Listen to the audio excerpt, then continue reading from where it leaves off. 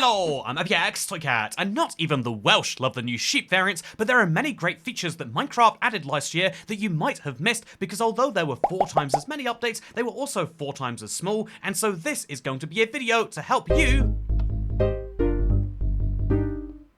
And where better to start than with an important test? This is the most crucial thing to help you decide what is the best, because if you miss this, then you are missing out, because before 2025, if you were to go beyond 4 chunks, beyond this point right here, you wouldn't be able to see the beam of a beacon. We made fun of Mojang ruthlessly for this for years and nothing was done, but let me show you a brief experiment. Look at my X coordinate, it's 0 right now. If I go a full 500 blocks away, that is almost 10 times as far away as before, you can still see the beacon from here, and the only limit on how far you can see a beacon from now is your render distance, meaning you can actually use a beacon as a beacon, you know, something to guide you through the world. That is something that is just incredible, something that can't easily be beaten, but let me try nonetheless, because the second best feature was not a shiny new spear, or indeed anything to do with the copper golem or the happy ghast, but it's something that, I'll be honest, in my long-term world, I'm not that hyped about, but in a brand new world, it is the second item I get every time now, because did you know you can smelt leaves to get leaf litter?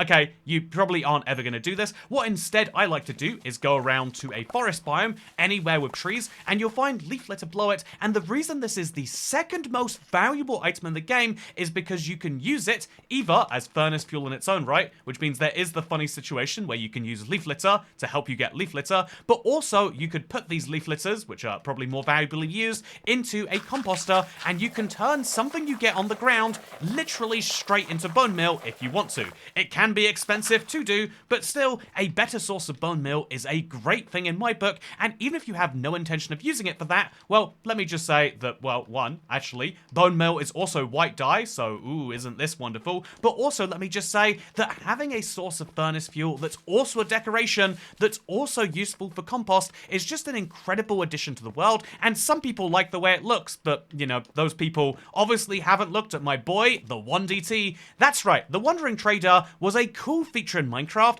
but before 2025, these were the 70 trades that he had, and it was largely seen as, let me quote right here, traders were seen as offering something not worthwhile. This is something that I think is largely true, and so what did Mojang do to fix it? Well, they imposed sanctions on the Wandering Trader, saying that until he addressed the trade imbalance, there wasn't going to be any trades from the Minecraft community, and after a round of tariffs, I think what you find happened was that now we have much better trades in terms of prices, but also now the Wandering Trader will buy things from you. Previously, all he wanted was your money. Terrible. I thought he was good company, but he was just interested in my emeralds, but now he wants you for your place to stay, and your water, and your food, and even your weird fermented spider eyes. I guess that means he eats those too. Weird guy, but regardless of being a weird guy, this has made so many challenges possible. I've used this so much in my custom superflats, and many people might not even appreciate that, like, yeah, not only does he have so many ways to give you emeralds,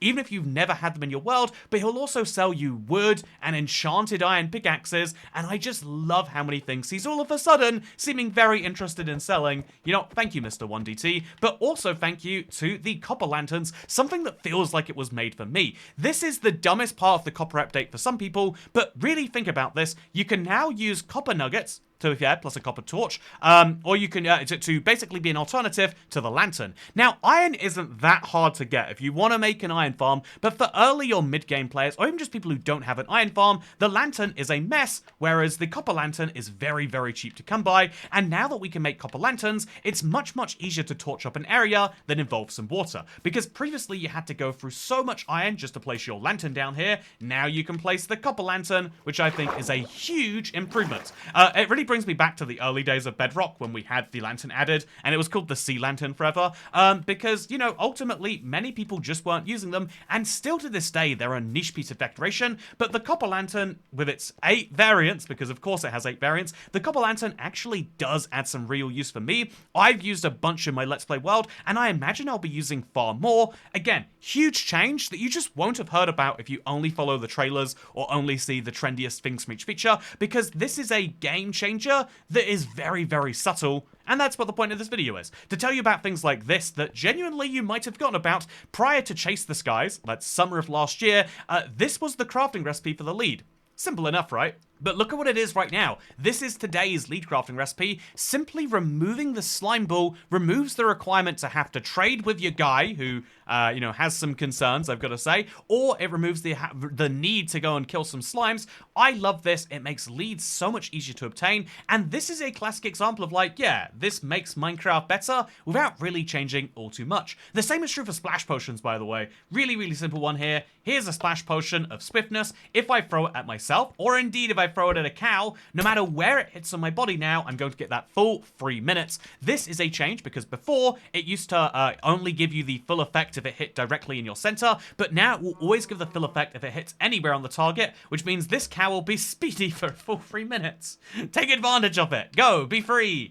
Or follow me, it's up to you. Speaking of things that are up to you, did you know that the bundle was added in 2024, but actually it was only added to structures in this year, and now there is a 33% chance that the most valuable thing you find is not the spear, it's not the iron, it might be the diamond, but in my opinion it's the bundle because it can hold all of those other things, and my golden carrots too. I love the fact that bundles appear in the wild, because although they're simple enough to craft, that is something that was a great change too, I think being able to just get a bundle for free, effectively, really encourages you to do better inventory management, and that is a decent solution to the problem, I would say. Speaking of things that are what I would say, I would like to just quickly mention that, like, yes, of course, I've mentioned a lot of Bedrock specifics. I'm about to mention a huge one, so let's just quickly mention that, obviously, Java has gotten some exclusives too. Here's a fun one. They changed the leather horse armor texture to better match Bedrock. Okay, kind of fun. Also, fallen trees have been added to Java. This is a tiny, tiny bit of world gen, but it really goes to show that even if it's in small ways, Minecraft is getting better every single day. Speaking of getting better every day, this is crazy that people don't think and talk about this all the time, because if you go to your settings and you go to video, there is a brand new option for Android, iOS, Xbox Series X, PlayStation 5, and PC, which is called Vibrant Visuals, and if you haven't, oh yeah, look how good that looked. But more seriously, once it actually loads correctly, it does take a few seconds, you get this beautiful look that is just amazing. We've got shadows, we've got reflections from light, we've got the kind of stained effect here. There are so many things that make Vibrant Visuals delightful, and although there are still things to be fixed, indeed, even adding it to Java is something that needs to be done, this is something that for many people has just become default Minecraft. It's incredible, and yet it feels barely spoken about, and that is a real shame. Speaking of a real shame, last year they actually added a brand new music disc, which sounds like this. I think we could argue that it is great to have a much more frequent type of update, but instead of largely increasing the content, we've made lots of fans' interest less potent. We keep getting lots more early game features, but what happens to us long-term creatures? I think Mojang wants to bet that all of those players will simply forget that there was a way they used to do it before, because now we can just get it in the Minecraft store. Oh, okay, sorry, that was the wrong song. The right song is Lava Chicken by the Hyper Potions, which was added after the huge popularity of the Minecraft movie. I was expecting to roll my eyes at this and go, man, Minecraft have sold out. But actually, if you kill a naturally spawning chicken jokey, someone who's telling very good jokes, you'll actually be able to get Lava Chicken, which sounds like this. Have I got the right one? Yes, we have. The chicken. Yeah, lava chicken, it's as tasty as hell. Ooh, I am doing this wrong and this is hell. Where's the smoking? Now you're having a snack. You lava chicken, it's a lava attack. And then the villagers get involved later. Man, I love this entire thing. It's great. This is one of my favorite music discs, and I hate to admit that, but they added it last year, and genuinely it's great. And it's actually a really fun time to get, because if you go after a very jokey chicken, perhaps one that is perhaps a baby zombie that is riding a chicken, that would be a funny joke, one worth making an entire movie over, I would say. But if you go after a very jokey chicken, you'll actually be able to kill him and get this disc, which is like a rare thing, and when it happens, it feels really, really good. It might feel like you're taking you back in time, but really to me it feels like it's this really cool little feature, but the coolest feature is not Lava Chicken, as much as I love me some Lava Chicken, and I even like the way the disc looks, if I'm being honest, but the thing that might be the coolest feature this year is the change they made to the lodestone.